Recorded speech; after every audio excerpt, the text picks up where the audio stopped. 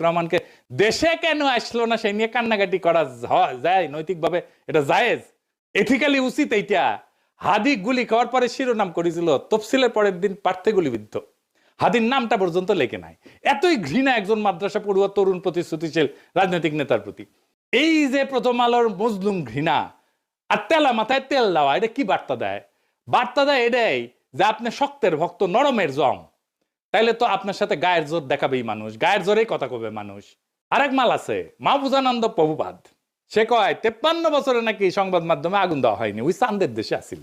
বাংলাদেশের 53 বছর বয়সে কোনো মিডিয়ার অফিস আগুন জ্বালানো হয় না। হ্যাঁ, 2013 সালের 12 ফেব্রুয়ারি দৈনিক নয়া দিগন্তের আরামবাগের কার্যালয় হামলা করে আগুন ধরায় দেওয়া হয়েছিল। তুই তো দমে দমে মিশা কথা কয়। ওই আগুনে পোড়ার পরে পত্রিকা বাইর করিছে, লিখিছে আনবাউড, মানে হইতেছে মাথা নত করে না। বাহ, প্রচুর প্রচুর সাহস। আসেন তার একটা ক্লিপ দেখি বেনজিরকে নিয়ে। বেনজিরের ভয়ে নাকি ওই কাঁপিচ্ছিল, শুনেন।